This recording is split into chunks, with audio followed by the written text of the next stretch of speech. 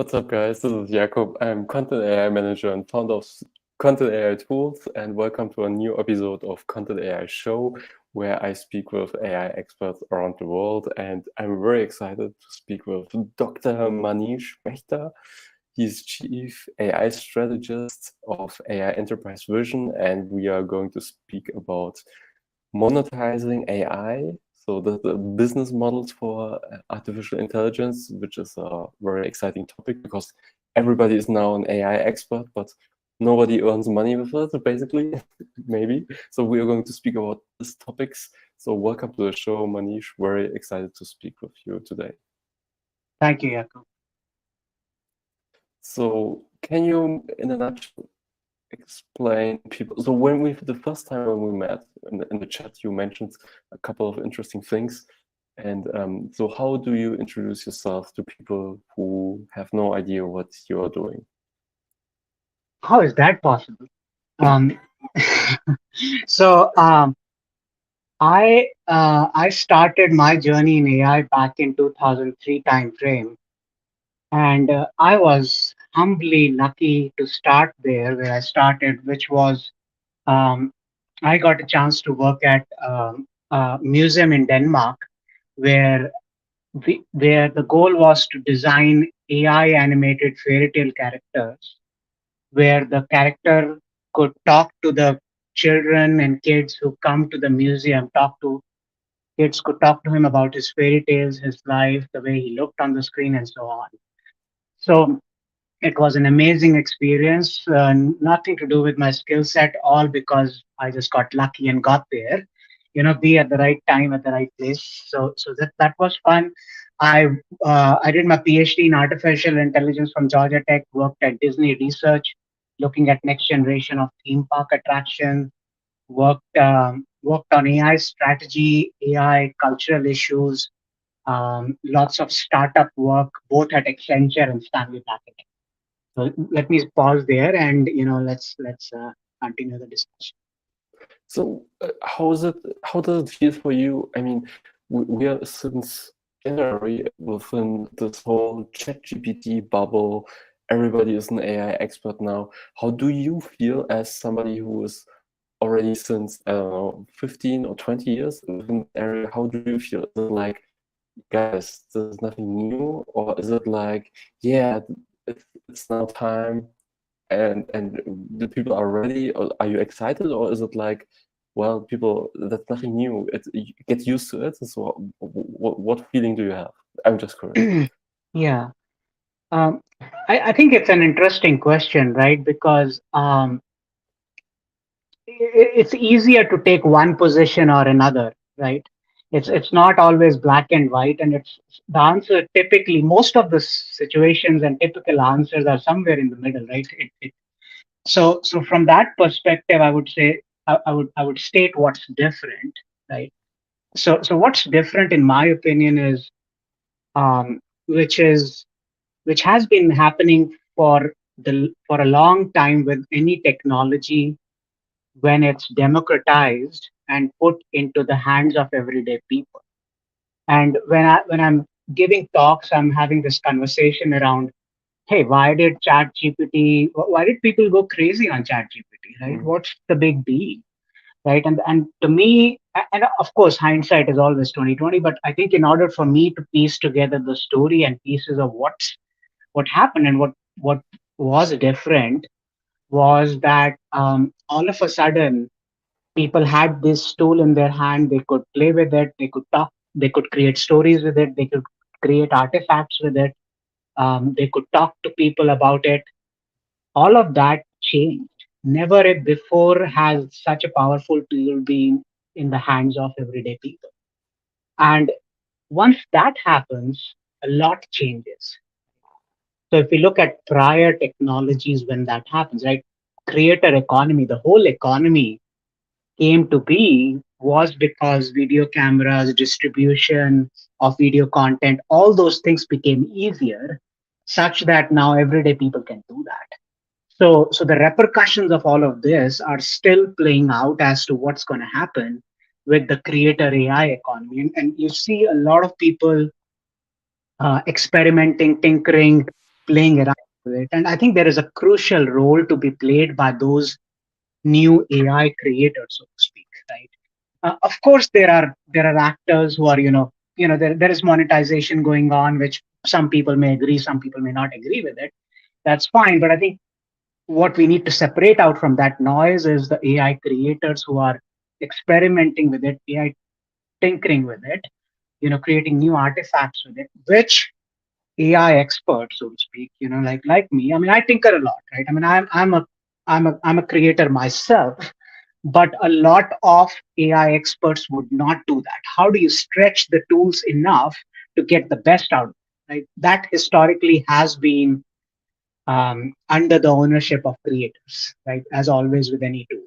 So I think that's what's different, which is the democratization of this AI tech into the hands of everyday people. I think we know what's the same thing, so I'm not going to go there. But let me pause there and see if you want to elaborate on that or you want to take the Yeah. conversation. No, I think many important things that you mentioned. So I love this democratization idea. So I think the so with ChatGPT at the beginning I was not the biggest fan, but the main reason I think why this was so scaled so fast so much was it was mobile first. So you could use it during watching Netflix series or watching a movie. You could just play around with ChatGPT on your mobile phone. All other Yeah, tools, all other AI tools that I used that so far were on the desktop, so on my yeah, laptop. So that was, I think, also one reason why this tool went crazy and yeah, everybody started using it. I think this is also one reason. yeah. And it's interesting. I mean, there are kind of deeper points there in terms of, you situate uh, anything you are developing um, within the within the daily habits of everyday people, right? Which is, and those daily habits are, they use mobile phones, they want something easy to use, so to speak. And as long as you're able to do that, then I think the adoption more or less takes care of itself. Yeah, yeah. Cool. Okay, let's a little bit deeper into the area of business models with AI. So AI has big potential when it comes to transferring traditional business Yeah, models across different industries. Can you maybe share some insights how business owners can leverage AI to yeah, innovate their existing models or create new revenue streams for their existing business? right. Um, and I think this is perhaps where we go back to your earlier point, which is, what remains the same, right? So if we look at new business models, there has been a push towards more service-oriented models. So what does that mean, right? So let me take concrete example of industrial products, right? These industrial giants have been selling products, physical things to their customers, and the challenge always is that, you can only push that install base so much, right? You can always only grow that install base so much, right? How many drills can you sell more of, right?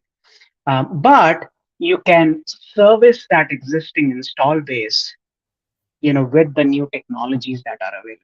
So you could have IoT devices installed on your device, on the product you're selling, and all of a sudden you can offer new services wherever it makes sense to monitor those devices, to do predictive maintenance on those, and that becomes a new service and revenue model for you.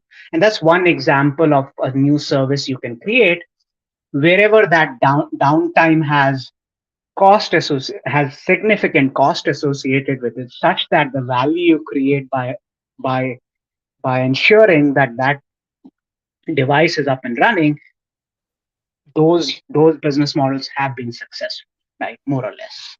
Um, Then I think if we extend this argument, there is this whole new, not new, but platform play, which is within your business, niche business, you want to be the platform of choice such that everybody is connecting to your platform and the data goes through that and you can monetize that in many different ways. So an example, um, is John Deere, right? John Deere has tractors, has agricultural products that it sells, and it has a platform where it was a first mover there and it had the power to do that. And all of a sudden, it owns the platform of choice in the agricultural space, such that all the weed monitoring, all the crop monitoring type of things have to go through that platform, and now you become the platform of choice there, right? So that's like a platform play business model that can happen, right? So those things have been in motion, so to speak, already. So I think it's quite similar, and I think new AI capabilities add somewhat some new things to it, but those things have already been in motion. Now, I think it's important for us to discuss a few additional use cases which become more prominent because of the new capabilities that we are seeing, right? Which is the whole generative AI move. I think one of which is low volume, high mix, long tail of use cases. So what does that scary word mean, right? So let me give you a concrete example, right? Like in robotics area, when you are in a manufacturing plant, um, there are certain use cases you would not take on as a big player because the variability in that use case and the low volume of that use case would not make sense for you. It wasn't cost effective. But now that fact you have a robotic solution in place, plug and play, now you can take them on such that it becomes cost effective. So if we take a similar analogy in the generative AI space, you have a long tail of AI use cases, some of which we know, some of which time will tell. Those use cases become cost effective to solve with the human AI combo. So as an example, some legal use cases, let's say you are buying a property and you have a contract. Ideally, you would want to pay somebody to review that contract, but you rarely do that because it's not cost effective, and if AI, generative AI, is able to do the first pass in such that the lawyer has to just do a few things to observe and say, check box it, all of a sudden the price point may be such that that long tail becomes economically feasible and viable, right? So that's like the long tail of use cases, some of which will come to be. Um, I guess third thing we could talk about is personalization at scale. As an example, when I land on an e-commerce website, there are opportunities, and easy to get it wrong as well, opportunities to adapt the whole thing which I'm seeing in front of my eyes based on uh, the profile that they have for me, right? In terms of the products I like. I mean, some of which now you can become more nuanced in it in terms of the description. If I'm age 20, if I'm age 60, right? I mean, the descriptions you give me, the language or my geographical area, the descriptions you give me can be very different based on the new capabilities. Same goes with books and other types of, anywhere we have content, there is possibilities wherever it makes sense to be adapted to that personalized user and give him an experience which is.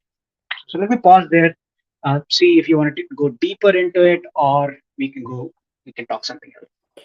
So yeah, I mean, I like that many different options already. So the platform idea, it would be just to that's more of my understanding. So the platform idea would be like becoming the eBay in your niche, basically. So the platform where everybody is logging in, giving their information. I'm basically a marketplace for dealing for goods.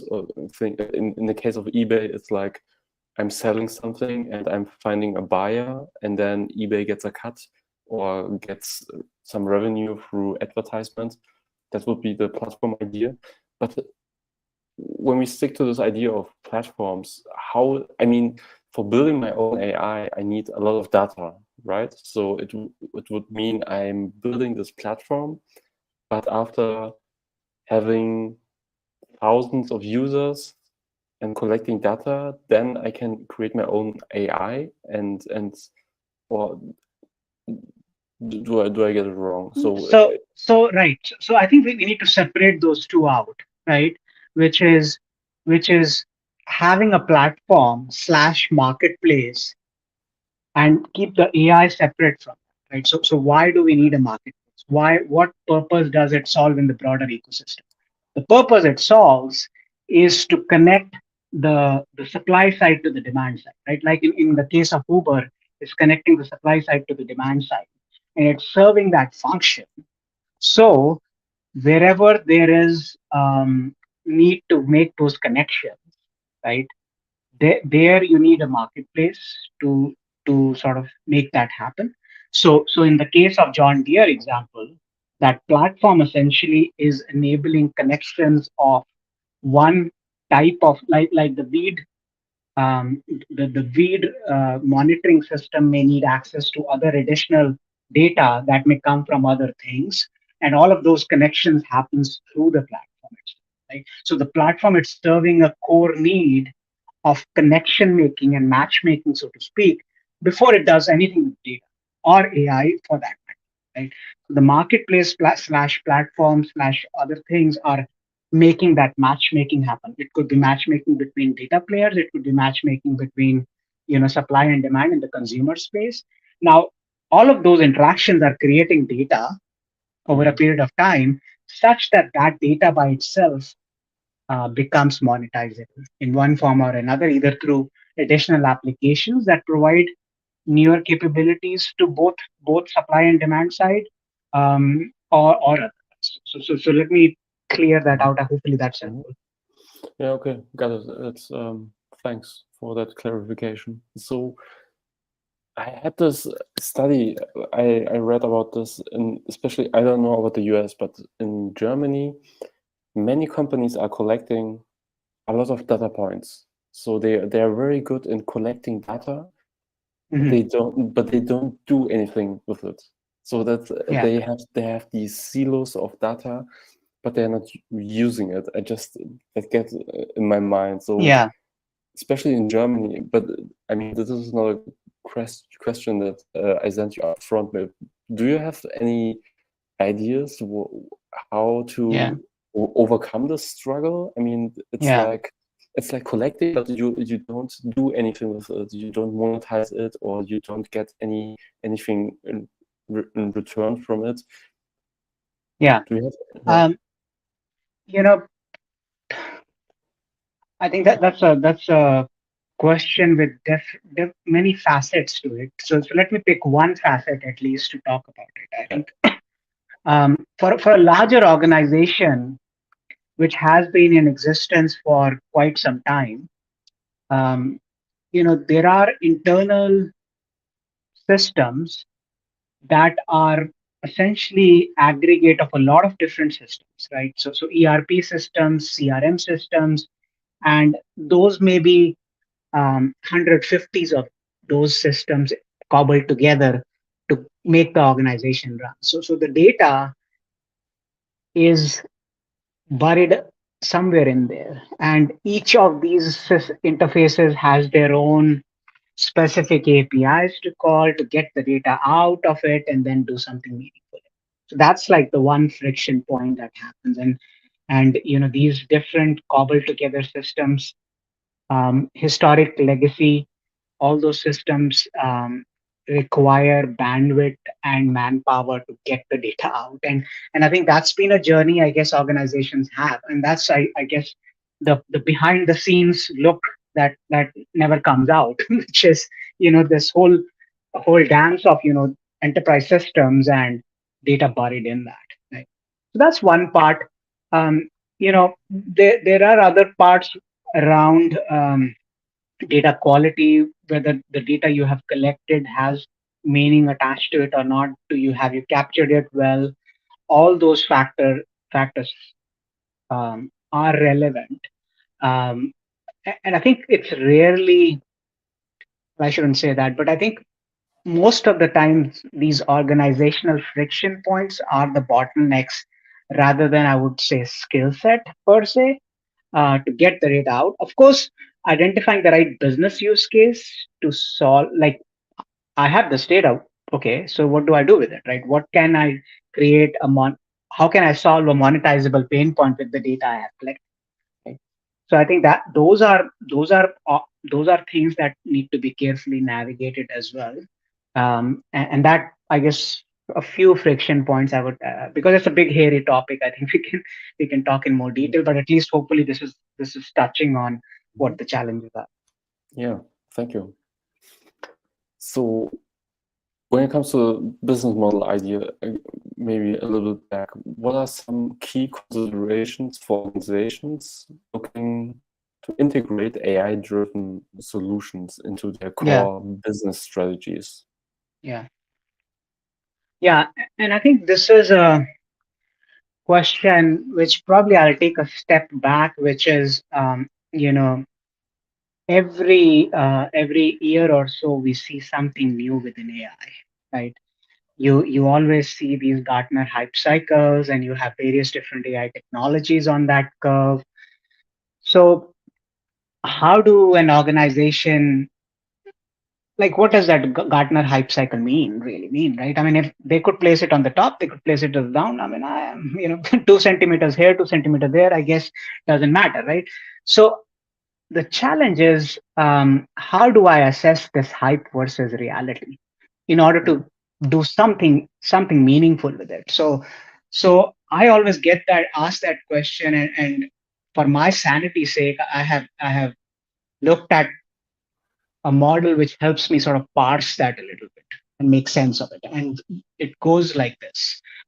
The first dimension of this framework is when you are assessing what to do with the technology, in this case, an AI technology or generative AI, more specific version of it, you have to assess how mature the technology is.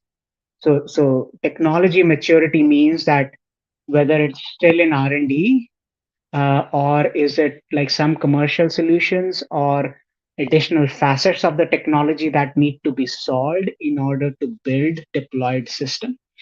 That's all in the technology maturity ranking, and you can get technology levels. If your technology readiness levels, if you Google that, you can find good frameworks that will help you assess technology readiness level. Right? That's one aspect of it. The other is commercial readiness, and that is a big hairy topic again. But a few different things on commercial readiness. Um, Yesterday, OpenAI uh, released its enterprise thing, right? And everybody is going gaga over that, right? I think that the challenge is that, that's one piece of the puzzle. I think what they introduce is the some technology issues that they have solved, security, and all those. I don't remember all the details, but there were security issues. Now, in order for enterprises to now start using it far and wide at all scales in all geographies, the commercial readiness requires that you have a mature vendor landscape partnership available such that these things can be implemented and executed within the enterprises. Now, in case of OpenAI, they have partnerships with Microsoft. And Microsoft is a big enterprise player with vertical solutions know-how, with professional services, um, with integration services, with a lot of additional details that are required in order to actually get these systems within the boundaries of an enterprise and make it happen. So that the commercial readiness level, one aspect of it is a mature vendor landscape such that these technologies can be brought into and executed upon within the enterprise organizational boundary. So that's like technology readiness level, commercial readiness level. Of course, there is always customer desirability aspects as well, right? You need to ensure that you're solving a problem for the customer, and that's monetizable. That's always there. And last point I would mention is your organization ready to do something about it? Right? In order to leverage a technology, your organizational readiness level has to be there. So what does that mean? You need to have the skill sets, you need to have the people, you need to have the culture to do it, because many of these technology require incubation over a period of time. And is it part of your DNA to be able to incubate early stage technologies and be okay with the failure of that? That is not every organization has that in their DNA. So let me pause there. I think it's important for us to Yeah. parse through how what's hype versus reality and what to do with it. And hopefully this is touching on what it involves. Yeah, I like it. So it's like a structure to decide. So is this interesting for us or not, based on different key points. So I like the commercial readiness. So that, and also with the landscape, I think that's very interesting. So the partnership with Microsoft and OpenAI, I mean, makes totally sense.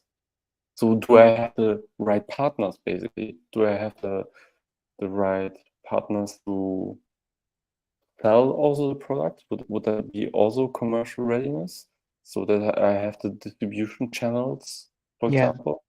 To yeah, also include, okay. I think, yeah, makes totally sense. Yeah. There are three dimensions, right? You mentioned three. uh, there are four: uh, technology readiness level, commercial readiness, your organizational readiness. Give me 1 second. Sorry. I'm just repeating it. Technology, commercial. Organizational readiness, and I think we can call it the customer readiness, so to speak, right? Some, Customer desirability aspect of it, right? yeah. And I think if you look at technology readiness level and commercial readiness, those are you can find them on Google, I guess. You can those are well known, I guess, coming from um, I think the military background. I think they use that at DARPA as well. So those are well-known models. I guess I'm just bringing them into this discussion. Mm-hmm. Yeah. Yeah. Cool. It gives me a structure when I'm thinking about these kind of things. That's really cool. So when it comes to monetizing AI projects, so I mean, for many people, so AI is a big hype and everybody is now an AI expert, but monetizing can be very challenging.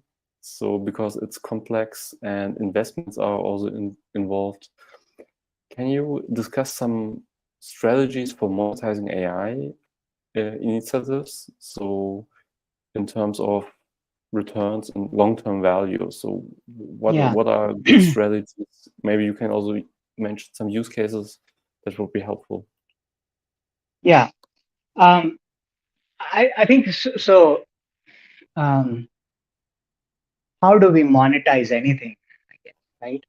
So that question goes back to the fundamentals of, are we solving something which is monetizable, right? So the fundamental question is, whatever you're trying to do has to be a monetizable pain point. And how do we know it is, right? So let's break that down, right? Um, in order to assess whether we are solving for a monetizable pain point, we need to look at if that pain point is already being solved in some technological fashion or some other fashion, perhaps less efficiently, less effectively, such that this new thing I'm bringing to the table can now solve it much better, much more effective, keeping in mind such that the value, that additional value that I'm generating, is worth the cost of doing it. So that's one dimension of looking for, am I solving a monetizable pain point? That's like one dimension for me. Is Mhm. that pain point has to exist, has to be currently solved somehow, perhaps with less efficient and effective solutions. You bring in this new thing, which which is more effective, more efficient, but also the additional value you generate is cost effective. So that's like one dimension, right? The other aspect of it is, are you solving for something which perhaps had way too many friction points earlier, and now this new technology, which is AI in this case, is now able to do that, solve that use case with less friction points. So what does that mean, right? So let's take a very concrete example, which is which is you may have heard the phrase tribal knowledge. So within an organization, there are rules of thumb. There is this knowledge, like you're a field worker, you are a manufacturing floor worker. There is this whole tribal knowledge that you accumulate. How do you operate this machine? What are the knobs you want to twiddle? All those, that is tribal knowledge, which goes away once somebody retires, right? So that's tip, and especially given the fact that there is retirements happening and we are not able to hire new people, there is a knowledge gap that exists, and that the risk of this that tribal knowledge going away is acute, right?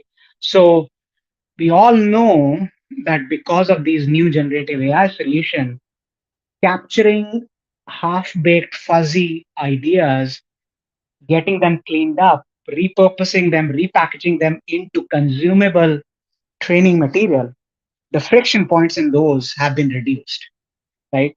So because that is a problem, now the friction points are reduced. You have the opportunities to now solve it if the ROI exists.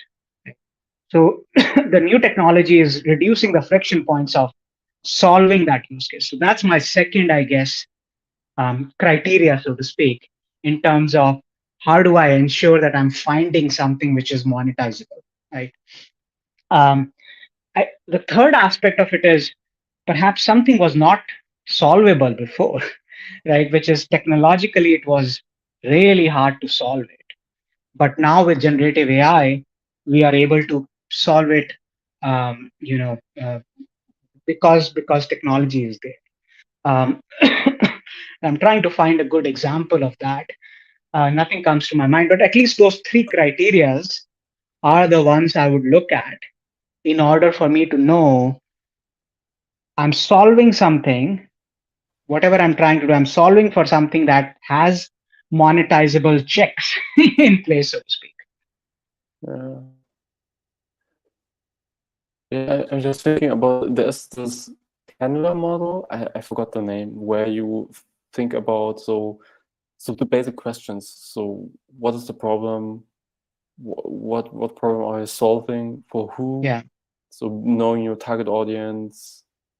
So I would suggest it sounds for me like the fundamentals.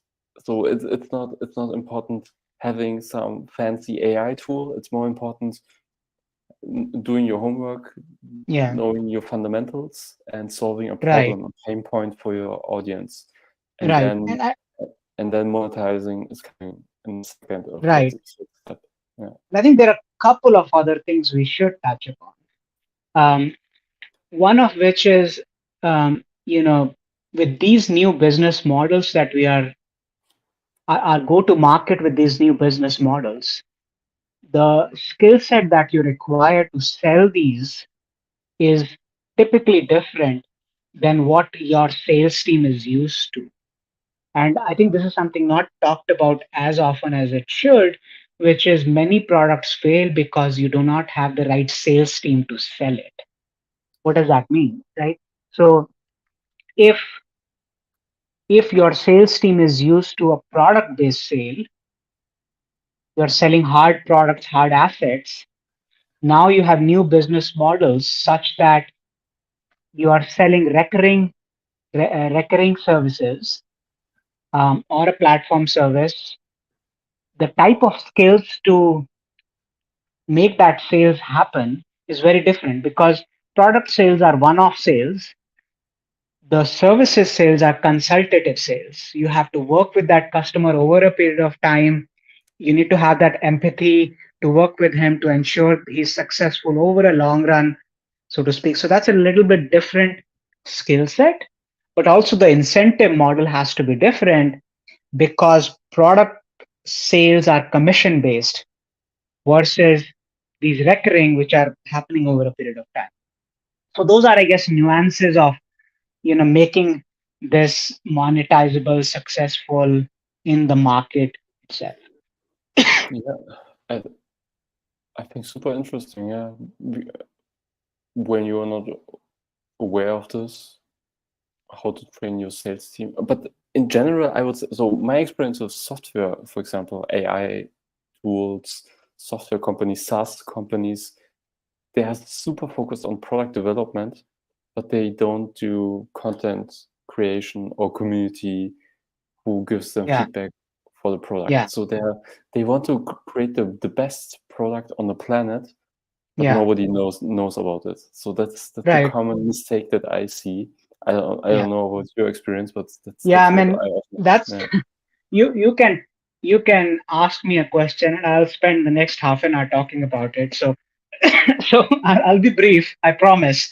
So I think that the other additional thing to look at is, you may have seen the Google memo, the leaked Google memo around there is no AI moat, so to speak, right? Yeah. And one piece of argument is, um, given the backdrop we are seeing, wherein we have these creator economy things, having communities, baked into them, right? And then if you look at a larger backdrop, I don't know if you or your listeners have heard the book Fourth Turning, which essentially, the fourth turning authors invented the terms millennials and, Generation X's and all those. But essentially, the argument is that every 20 years, the way society conducts itself changes. And we are entering the fourth turning, wherein communal values around which the society gathers, lack of trust, everything is enabling communal trust to be more active. So essentially, that what that could mean is that you need to have a minimum viable community first, then a minimum viable product, right? And that is not crazy thought, because I mean, we have seen that successful in creator economies, right? You have the community first, and then people build courses and, all those additional revenue generation models over and above. But first, you have the community trust, right? So I guess for larger organizations, there is a lesson to be learned, so to speak, because most of the time these product communities in larger enterprises are a way to solve cost. You go into the forum, I have a problem with iPhone, I go onto the forum, search for it. So you don't call the call center, right? Instead of looking them as a cost saving mechanism, perhaps it's time for us to look over and beyond that. Yeah, yeah, absolutely. Awesome. That's cool. So would that mean build your community first and based on that build your AI products or It could be, right? I yeah, mean, if there is this whole debate about, I was asked this question about AI Davids versus Goliath, right? Which is these big four AI yeah, firms, right? The FANGs, as they are called, yes, versus the smaller players, right? So what's the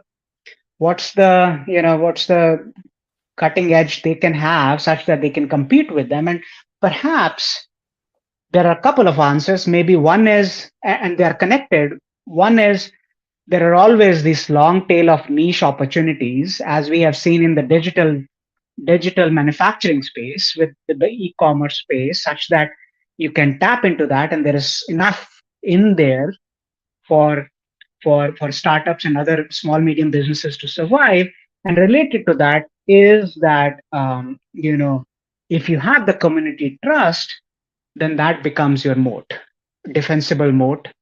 So that's what I would say on that right now. Mm. Now, whether that becomes whether that makes sense all the time, likely not, right? But I think something to consider as you're thinking about your launch strategy, development strategy, build strategy, and we have seen that build in public, right? That's I guess um, manifestation of that, right? Which is you are being transparent, you are getting the community trust, you are building in public, you are being very open.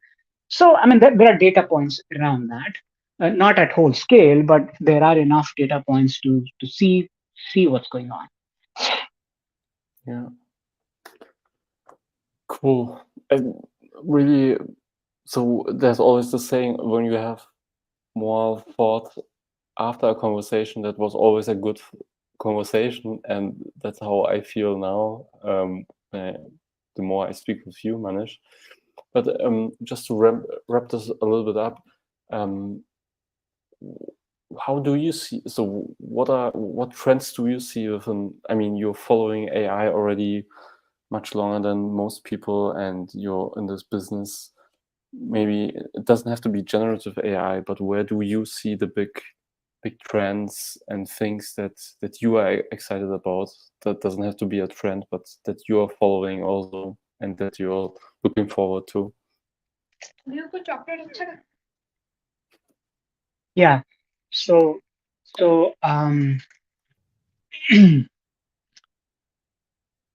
I think that's an interesting question, right? Because that could have many different facets. But um, I think something which we talked about earlier, which is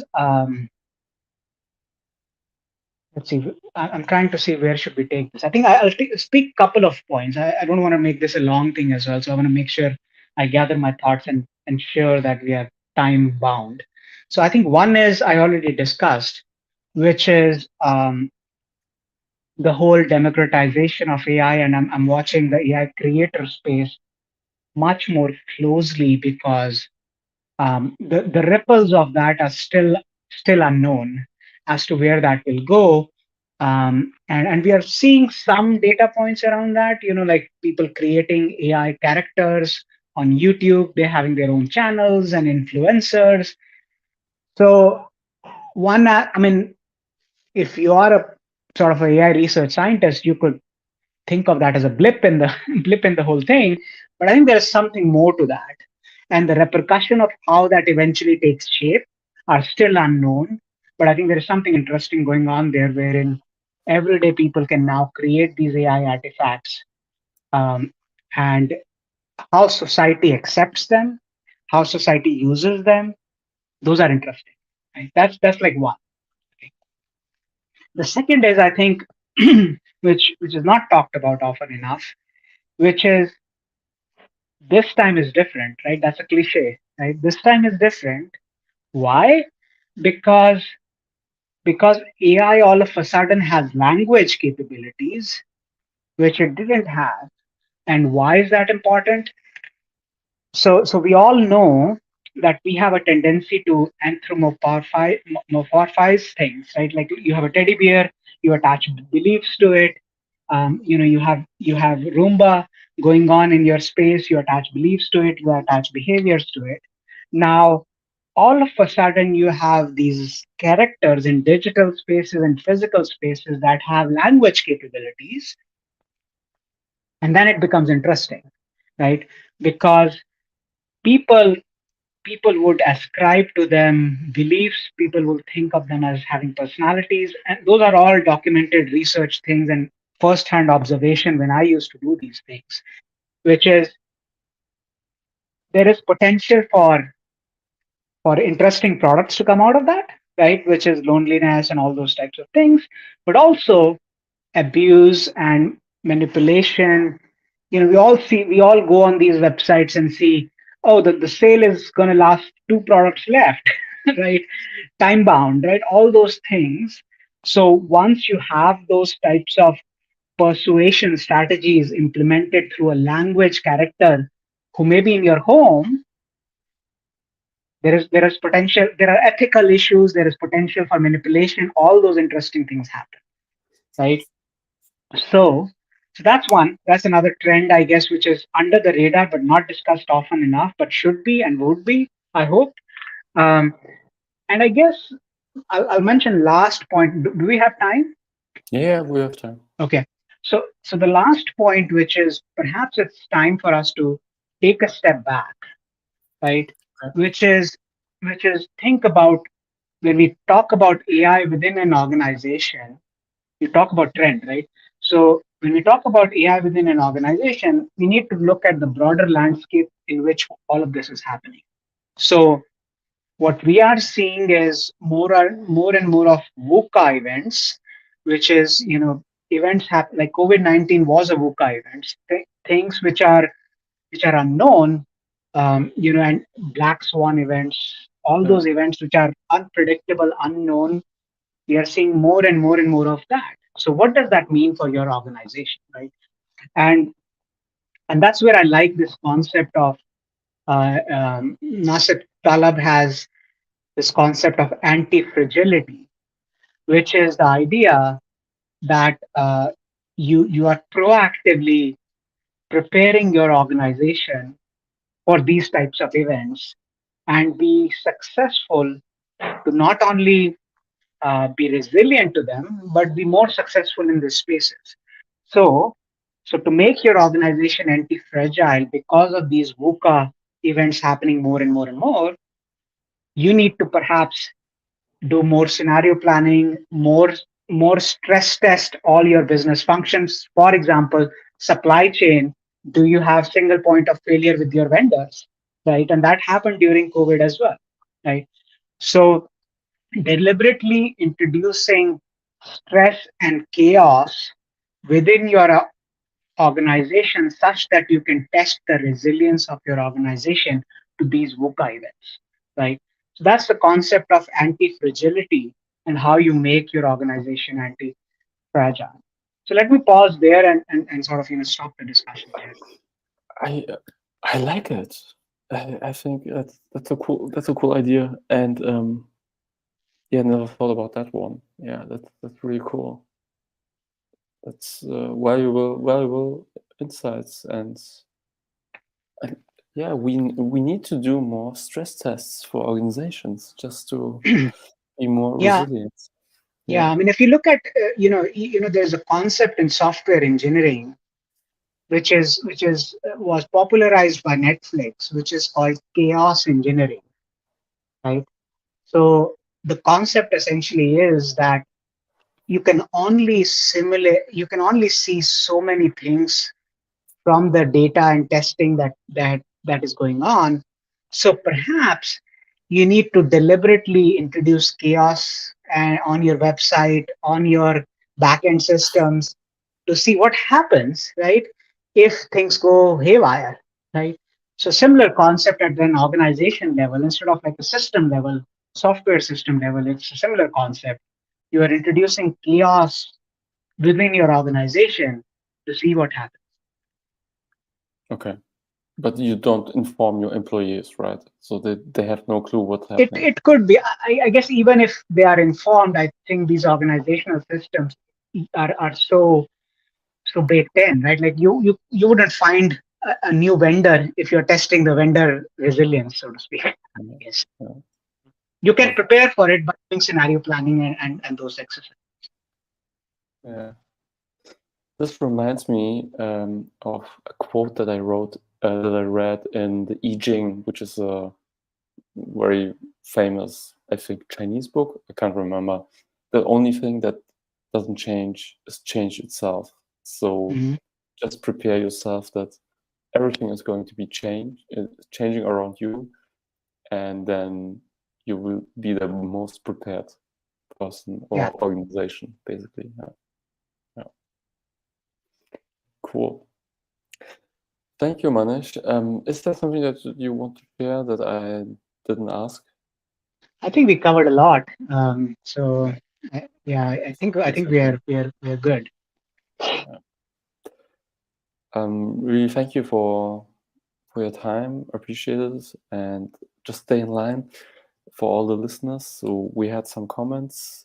Joel, he said bravo, and some other LinkedIn user, I can't see the name, said this time is different. Thank you. But we didn't have any questions so far. So if you have any questions, please feel free to write it in the comment section, and I can forward it also to Manish. Thanks a lot, Manish, for your time. I appreciate it a lot, and made a lot of notes about this topic. I see a comment in there, I guess. Props Props to to the the dog. Okay. props to the dog. Okay, yes, that's good. All right. Well, Nice. all good comments. Yes. Let's close now before the other ones come. So Always good comments from my community. Okay, then thank you, and see you in the next episode. yeah, Thank you. thank you, Jakub. Bye. Bye bye.